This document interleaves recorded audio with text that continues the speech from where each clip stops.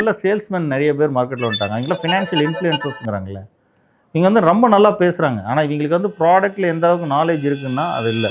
எனக்கு தெரிஞ்ச ஒரு இன்ஃப்ளூயன்சர் வந்து தமிழ்நாட்டில் ரொம்ப ஃபேமஸான இன்ஃப்ளூயன்சர். அவர்கிட்ட என்னுடைய கிளைண்ட்டு ஃப்ரெண்டு இன்வெஸ்ட்மெண்ட் அட்வைஸ் ஒரு 3 வருஷத்துக்கு முன்னாடி போயிருக்காங்க. அந்த பையனுக்கு வயசு 28. அவர்கிட்ட போகும்போது உங்கள்கிட்ட இருக்கிற எல்லா ஸ்டாக்கையும் விற்றுட்டு போய் ஐடிசி ஸ்டாக்கை வாங்கன்னு சொல்லி அவர் ரெக்கமெண்ட் பண்ணியிருக்காங்க. கேட்டோன்னே ரொம்ப பெரிய ஷாக். என்ன பிரச்சனைனா 28 வயசு பையனுக்கு இந்த மாதிரி ஒரு ஐடிசி மாதிரி ஒரு ஸ்டாக்கை ரெக்கமெண்ட் பண்ணுறதே தப்பாகுதுண்ணா. அதுவும் எல்லாத்தையும் கொண்டு போய் அதிலேயே போடுன்னு சொல்கிறது இதோட மோசம்.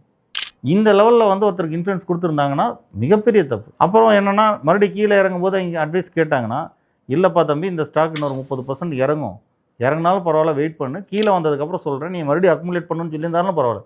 அது ஒன் டைம் கொடுத்துட்டு அவரை அனுப்பிச்சிட்டு வந்துட்டாங்க.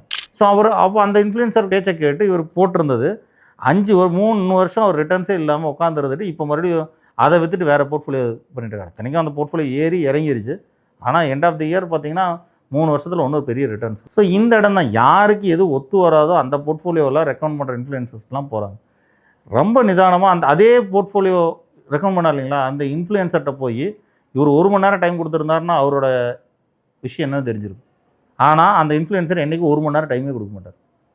நம்மளை மாதிரி அட்வைசர்ஸ் உட்காந்துட்டு எங்கள் 1 மணி நேரம் மேண்டேட்டரியாக கேளுங்கன்னு சொன்னால் என் கூட பேசுறதுக்கு அல்ல வரமாட்டேங்க. கூப்பிட்டு உட்கார வச்சு உங்கள்கிட்ட ஃபினான்ஷியல் அட்வைஸ் ஃபினான்ஷியல் எது கொடுத்தாலும் சரி மினிமம் 1 மணி நேரம் வருஷத்துக்கு ஒரு தடவை வந்து உட்காந்து பேசி சொல்லிட்டு போங்கன்னு சொல்லுங்கள். இல்லைன்னா வீட்டில் இன்வெஸ்ட்மெண்ட் அட்வைஸ்க்கே போகாதீங்க. உண்மையை சொல்லலாம்.